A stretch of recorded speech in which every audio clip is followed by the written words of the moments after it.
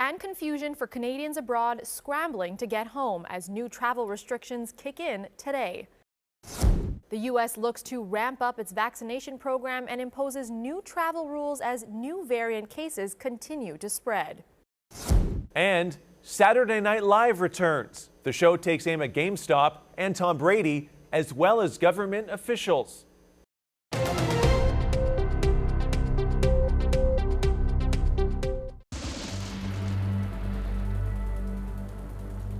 And another chilly morning for many except for the West Coast. 6 degrees through Sunday morning in Vancouver. Temperatures will just continue to climb moving into the afternoon. Speaking of climbing temperatures, it is going to be relatively mild across the southern prairies for today, this afternoon, and actually into the start of the week tomorrow. Eastern Canada, well, bitterly cold in portions of southern and central Quebec. Temperatures will stay below the seasonal average for the next couple of days. Radar satellite, generally clear skies for much of eastern Canada, except for just a little bit of snowfall, a couple centimeters falling in southwestern Ontario. This system is actually going to shift further to the south, so not expecting anything measurable through much of southern Ontario up toward the National Capital Region. Now, there are a couple weather alerts. In fact, there's special weather statements blanketing Atlantic Canada for rain, snow, and very strong winds. That is going to be an all-day Tuesday story. We'll get into that a little bit more a little bit later. But there is, you can just barely see it, but snowfall warnings up against the foothills around the Banff area,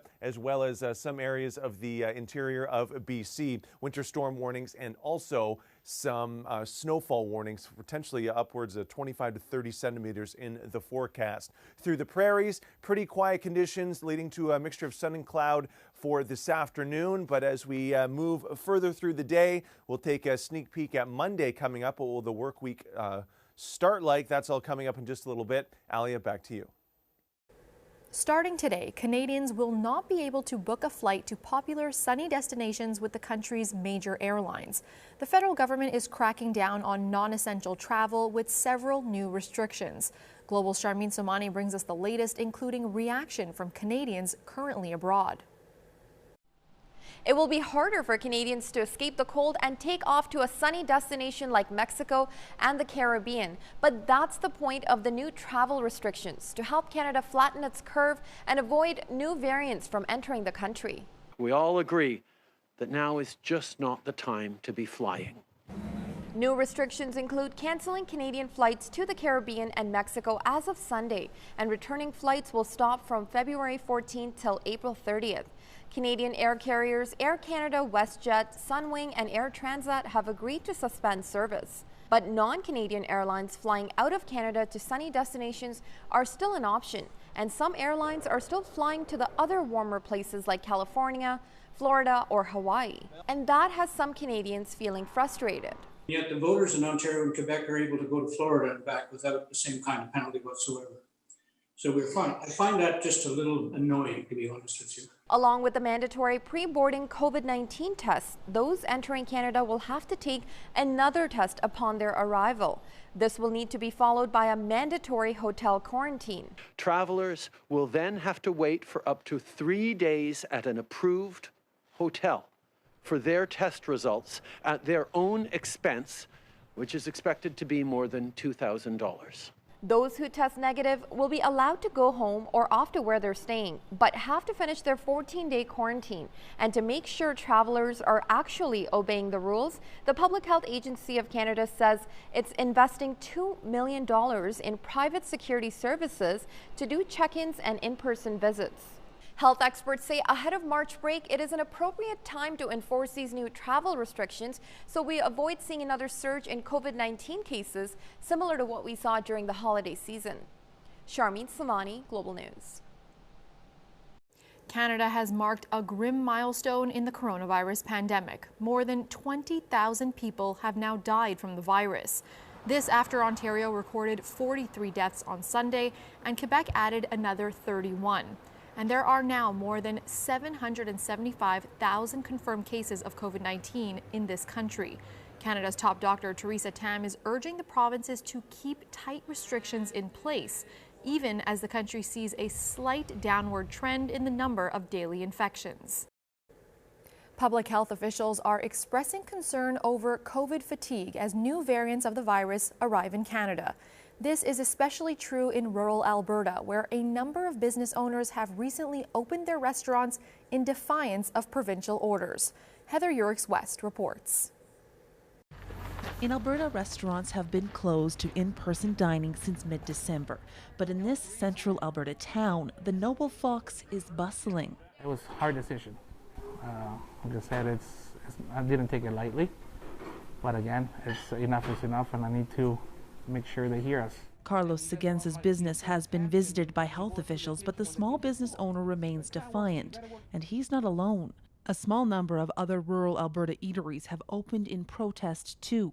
Even mayors for Lac La Biche and Bonnyville have joined the defiance to sit down for a meal in an effort to support these businesses. If we're all mad and we're all up in arms about what's going on and how we're being treated, they don't have any choice to listen. Decisions that are being taken to open in contravention of the orders are not in the best interests of our communities. The message from health officials has consistently been one of the need for cooperation, that the sacrifice of many is required for the common good. But this behavioral science expert says that strategy has limits. I think with the new variants, we should look again at considering a mix of both incentives and disincentives, so carrots and sticks, for helping to encourage people to do good behavior that helps everybody and that they gain from it. Especially when business owners have so much at stake. Restaurants Canada does not support businesses opening in defiance of health orders, but it also says it's not surprised to see owners desperate to stay open. Without more support, it estimates nearly half of its members won't survive the year. We've got grants in Alberta, but they don't cover anywhere near the losses that restaurants are facing. And we've got the wage subsidy and the rent subsidy, which are a big help to a lot of our members, but we still have many of them that are falling through those eligibility cracks. The reality is, even with the promise of a vaccine, the threat of COVID-19 will likely only get worse in the coming months. Unfortunately, if these variants take hold, we may see further restrictions or at least longer term restrictions. When it is allowed to spread in the community, our healthcare system simply cannot keep up. Making widespread compliance to public health guidelines more important now than ever. Heather Urix-West, Global News, Calgary. New border restrictions are going into effect in Europe today to slow the spread of COVID-19 and its new strains. In France, all travel from outside the EU is banned, with the exception of truckers coming from the UK. Those entering from a European country must have a COVID test. And Germany has banned travelers from countries where the new variants have been detected, including the UK and Ireland. The World Health Organization paid a visit to a food market in Wuhan, China, as its investigation into the origins of the COVID-19 pandemic continues. The Huanan seafood market was the site of many early cases of the coronavirus, including a December 2019 outbreak. Scientists initially suspected the virus came from wild animals sold in the market. It has since been largely ruled out, but experts say it could provide hints to how the virus spread so widely. So far, the team has visited 2 hospitals that were at the center of the outbreak and have recently made their way to food markets. The vaccine rollout in the U.S. is ramping up. Nearly 30 million doses have been administered so far. But the longer it takes to inoculate the population, the more time the virus has to mutate. The highly transmissible coronavirus variant originally found in South Africa has been detected in another state. And on Monday, Americans will have to follow new restrictions around travel in an effort to stop the spread. Dania Bacchus has more. In the pursuit to protect Americans against COVID-19, CBS News has learned that FEMA requested the Pentagon deploy 10,000 troops to 100 vaccination sites with a goal to vaccinate nearly 500,000 Americans every day. The CDC reports some 5 million Americans are now fully vaccinated. That's less than 2% of the population. I'm offering you a vaccine. In South Los Angeles, Kedron Community Clinic stayed open hours after closing time, giving the vaccine to anyone who walked in so 600 doses would not go to waste. Dr. Jerry Abraham refusing to turn people away. If that means someone in this line gets one who's not in those priority groups, so be it. I can sleep at night with that decision. I won't be able to sleep if I know that I dropped vaccine into the ground or disposed of it. Virus variants initially identified in the UK and South Africa are quickly spreading across the nation. The UK strain, first reported in Colorado less than a month ago, now present in at least 30 states. The South African variant is now confirmed in 2 states, including Maryland, according to the state's governor today. I just feel that it's even more important now to get vaccinated than ever. If anybody ever had any doubt about it, I think it's just vitally important. As the virus continues to mutate, a vaccine game changer may be on the way. Johnson & Johnson will request emergency authorization for their one-and-done vaccine this week. New travel rules take effect late Monday, requiring masks be worn on all public transit nationwide at all times. Danya Backus, CBS News, Los Angeles. U.S. President Biden is pushing to get new stimulus relief into the hands of struggling Americans, with or without Republican help. Christina Ruffini has more from the White House. President Biden spent the week doing what he could to convince Americans to get on board with his COVID relief plan. The COVID relief has to pass. There's no ifs, ands, or buts. The almost $2 trillion package includes $20 billion for a national vaccination program, $15 billion in grants for small businesses, and a third round of direct payments, $1,400 to most Americans. The White House wants Republican buy-in for the package, but so far it's been a tough sell. Many GOP lawmakers, including Louisiana Senator Bill Cassidy, say they've got sticker shock. Republicans can be there, but it can't just be spending $1.9 trillion pulled out of the air with no justification. With new figures showing 2020 was the worst year for the American economy since 1946, Senator Elizabeth Warren says Democrats will go forward, with or without the GOP. If the Republicans aren't going to do it, then Democrats got elected not just to stand around and debate in Washington. They got elected to deliver, and that is exactly what we should do. And with those temporary fences still standing around the Capitol, lawmakers are also struggling to agree on how best to handle their own security. Yesterday, the FBI offered a $100,000 reward for information on the person seen in this Washington Post video planting pipe bombs near the Capitol the night before it was overrun by an angry mob. Brian Sicknick, the officer killed in those riots, will lay an honor at the Capitol this week, providing a rare opportunity for divided lawmakers to come together to honor his service and sacrifice. Christina Ruffini, CBS News, the White House. Former U.S. President Donald Trump and his lead impeachment lawyers have parted ways. With his second impeachment trial just days away, it's unclear who will be on Trump's legal team. The former president is not planning to appear in person for the Senate impeachment trial, but may submit a written letter instead. He's facing a charge of incitement of insurrection for his role in the January 6th riot at the U.S. Capitol. The trial is set to begin the week of February 8th. Trump is the first president in history to be impeached twice. A former Major League Baseball player has been charged in connection with a deadly hit and run that killed 2 young brothers in Los Angeles. Police believe Scott Erickson, who played for the LA Dodgers in 2005, was one of 2 drivers involved in the deadly crash last September. The 52-year-old is facing 1 count of misdemeanor reckless driving. A 57-year-old woman was also charged in December with 2 counts of vehicular manslaughter. Erickson pitched for 15 seasons with 6 different teams in the major leagues. He is scheduled to appear in court in March. Rescue crews are resuming their search for a victim after an avalanche in Park City, Utah. It happened just before 3:30 Saturday afternoon in an area known as Square Top. Officials say 2 skiers triggered the avalanche, leaving one of them buried. One skier was able to make it to safety, but had to leave the victim behind after attempting CPR. Rescuers weren't able to reach the victim before nightfall due to the dangerous conditions. There were reports of 12 avalanches in the Salt Lake area yesterday alone. Europe's most active volcano, Mount Etna, erupted with lava several times Saturday night. The volcanic activity was largely expected, so the site was properly secured and there were no reported injuries or deaths. Etna is a popular tourist destination, and its eruptions, especially when seen at night, are spectacular to watch.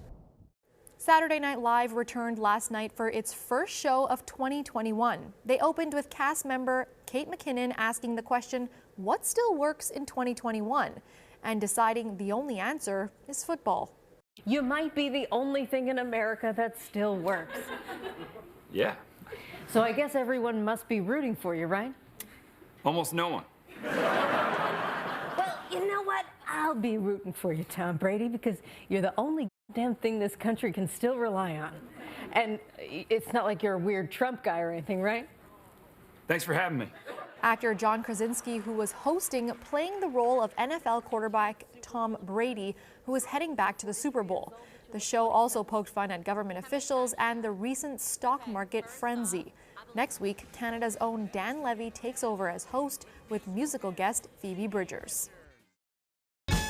Wake up with Aalia Adam and Mike Arsenault. Get the very latest news, in-depth interviews, your weather, and some fun for the weekend. Watch Global News Weekend right here every Saturday and Sunday beginning live at 7 a.m. Whether reporting news from the field or anchoring it from the studio, this is the first trade war. She's been a trusted Canadian storyteller for more than 20 years. Global National with Robin Gill. Weekends on Global. It's the People You Trust app. Good evening and thanks for joining us. The best national and local news app. We begin tonight with the COVID-19 pandemic. The 24-hour live streams app. Partly cloudy sky this afternoon. The latest headlines app. Please stay home. The events that change our world app. Together, we can get through even the darkest of times. One app's got it all. The new Global TV app with 24/7 Global News. Download now and stream anytime absolutely free. They were captivating stories. Then the world moved on. But what happened after the cameras and headlines disappeared? Join me, Global News reporter Erica Vella, as I find out whatever happened to. Listen now for free wherever you find your favorite podcasts. An RCMP officer has been arrested in connection to a gang in BC. Sources tell Global News the Surrey constable was taken into custody earlier this week after being found in a vehicle with known gang members. BC RCMP say an investigation is ongoing. The member hasn't been named. They have been released and are facing criminal charges. The officer was working with the RCMP for less than 2 years. We are learning more about members of a Toronto family involved in a fatal house fire Friday. 4 people were killed when the home went up in flames. Among the dead is a young child. Morgan Campbell has more on the family and the effect the deaths are having on a tight-knit community. The memorial grows outside of this burned-out Toronto home. And I sit there thinking about the horror. I don't know, I'm dying that way. People still coming to terms with the aftermath of Friday's fire in the city's East End. The flames overwhelming the residents, killing 4 people and injuring 2 others. Global News has learned several generations of the same family lived in the home. The owner, Aalia Janssens, along with her son and grandmother. It's heart-wrenching. It's terrifying. I saw the footage and the flames coming. Like, I lived in that window, and it's tough. Friends say Janssens survived the fire and is recovering in hospital. Her son died from his injuries. The investigation is multifaceted, and fire officials say they expect to remain here on scene for the next several days, trying to determine what exactly sparked the blaze. We are collectively have to answer the questions. Deputy Chief Larry Coco says investigators are trying to determine whether the home had working smoke alarms, among other things. All factors surrounding the occupancy, its use, and what was occurring will form part of that. Again, it's an active investigation, and we're collecting all that information. Several firefighters were also injured, including one who fell through the floor and another who was caught in what is called a flashover. The temperatures inside the house rose to the point where everything in the house became flammable and burst into flames. And when that happens, you have seconds to get yourself to a safe spot. The scene tragic and hard to comprehend for those wanting to know what happened and why. I don't really want to sit there and try and think it to feel it, because I haven't had a chance to process this. Morgan Campbell, Global News, Toronto. Canada's former Governor-General will still get a full pension after she resigned following a damning report on workplace harassment. Julie Payette is also in line to receive a significant expense account. Her pension of $150,000 a year is guaranteed under the Governor General's Act, which makes no distinction between someone who completes their 5-year term without incident and someone who leaves early. Her additional $206,000 annual expense count is up to the government to change or scrap, however it sees fit. Police in Russia have arrested more than 1,000 people as demonstrators across the country rally for the release of jailed opposition leader Alexei Navalny. The government has been warning the public not to join in on protests, saying participants could be charged with taking part in mass riots. That can carry a prison sentence of up to 8 years. Opposition leader Alexei Navalny was arrested upon returning to Russia after spending months in Germany recovering from a nearly deadly poisoning. President Vladimir Putin has denied involvement. The UK is set to ask to join a large free trade agreement with Canada, Australia, New Zealand, Japan, Singapore, and 11 other countries under the government's post-Brexit plans. The comprehensive and progressive agreement for Trans-Pacific Partnership would remove most tariffs between the countries. UK trade with those nations was worth almost 200 billion Canadian last year. The United States is not part of the partnership after former President Donald Trump withdrew the country from the previous pact. The UK has been looking for new partnerships after its departure from the European Union. Pope Francis has instituted a World Day for grandparents and the elderly in the Roman Catholic Church to honor them and to underscore their importance in society. The Pope, making the surprise announcement at his address today, says the day would be marked on the 4th Sunday of July each year in Catholic communities around the world. Francis has lamented a throwaway culture that casts the elderly aside and often calls on society to cherish seniors as a source of wisdom and experience.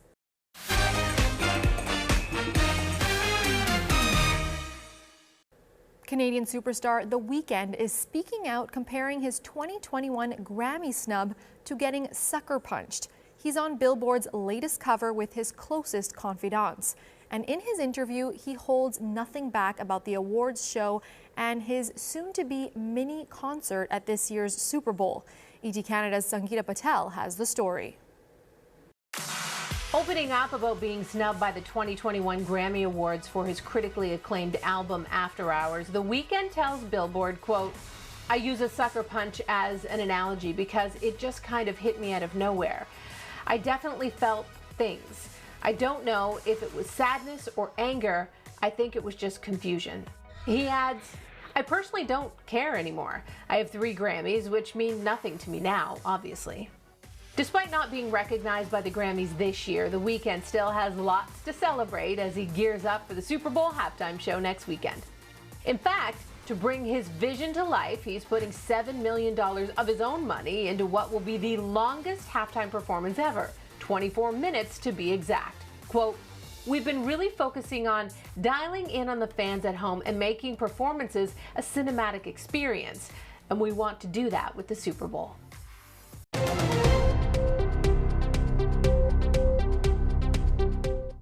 Find out what's happening in the world and why. Good evening and thanks for joining us. We are in Washington, D.C. For the Canadian perspective. It's clear the priority will be frontline healthcare workers and the most vulnerable. Watch Global National with Donna Friesen. It's what Canada needs in the morning. We know Canada has purchased a ton of these vaccines. We're seeing that a lot of moms are suffering from mental health issues. Really look for ways to keep investing in that connection. Watch The Morning Show, weekdays on Global. Command post 2, copy. A gunman on the loose. In excess of 10 people have been killed. 17 people have been killed. 19 people have been killed. 22 people dead. Today is a devastating day for Nova Scotia. Global reporter Sarah Ritchie examines one of Canada's worst shooting sprees. What could or should have been done to prevent it? Where the hell was everybody? 13 hours inside the Nova Scotia massacre. Listen now for free on Apple Podcasts, Spotify, or wherever you find your favorite podcasts.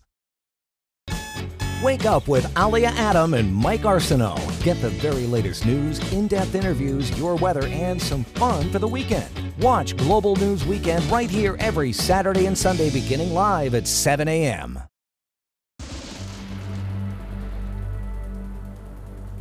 And some light snow falling in portions of southwestern Ontario. That's pretty much it for active weather for today and actually into the day tomorrow across much of eastern Canada. Tuesday will be the bullseye for Atlantic Canada. The Maritimes and Newfoundland currently under special weather statements for a little bit of snow, a lot more rain in some areas, and very strong winds. So it is going to be a mess as we head toward the middle of the week for Atlantic Canada. But for much of this afternoon, cloudy in Ontario, some sunshine through Quebec and the Maritimes, and there's a look at that system as it develops. Bit of a nor'easter developing stateside, moving up the eastern seaboard through tomorrow. Tomorrow, though, pretty dry for eastern Canada, and then very early on Tuesday morning, this system moves in, looking at some wet snow, very heavy rain, and you can see these tightly packed isobars. That's indicative of very strong winds that will be occurring all day long Tuesday through the Maritimes. Then Tuesday into Wednesday, it becomes a Newfoundland event.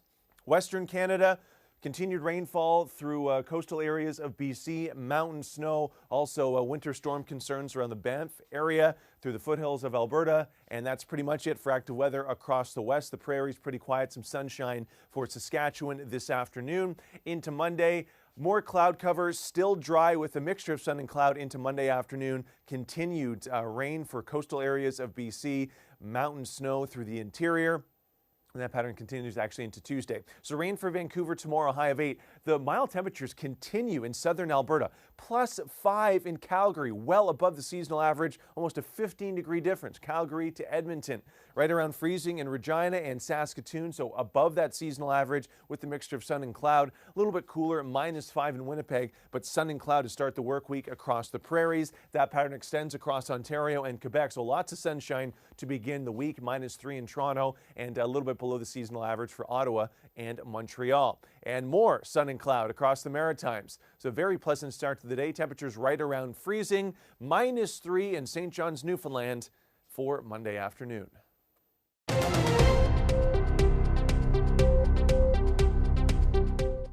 If you've ever scrolled social media, you've probably noticed people arguing right there out in the open for everyone to see.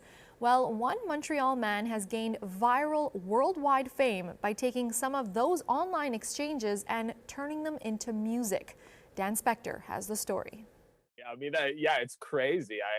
I have no idea. It's like a dream. He calls himself Lubalin, and from somewhere in Montreal's southwest, the musician has been gaining worldwide fame by turning internet drama into songs. This one has been seen nearly 33 million times on TikTok. She stole my broccoli, casserole recipe 8 years ago. And I just thought, how funny would it be to take something really stupid, like an argument on the internet, and then spend days like trying to craft a beautiful song around it. Another 33 million views for this exchange about an apartment listing. You contacted me. I know I'm no longer interested. Please stop contacting me now. I will contact Attorney General if you do not stop. A few months ago, he was just another struggling musician trying to find his way. Some of his early videos, like this Lil Nas X choir cover, gained some traction. All my homies on go, and I hope that you know it. But the first internet drama video changed everything. First 2 hours, it had 270,000 views. In another hour, it had reached 1 million, and then in another hour, it had done 2 million. The second one cemented his place as a viral sensation and brought him to places he never imagined. And I was just like, oh, this is kind of like a Jimmy Fallon sense of humor thing. So when I got the email, I just like lost my mind. Which salad dressing is your favorite? Can steakhouse blue cheese dressing? Blue cheese has mold in it. Suddenly, Jimmy Fallon and actress Alison Brie were in the next video on a debate about salad dressings. I just need the city of Montreal itself makes a cameo in this video. I think Montreal has a kind of an openness to doing weird stuff. What's up, Lubalin? How you doing? Lubalin does not know exactly where the journey will take him next. He's just released a single of what he calls his not-so-funny music and says high-profile artists are lining up to collaborate. It's people that I would never have imagined would reach out to me. Yeah. Dan Spector, Global News, Montreal.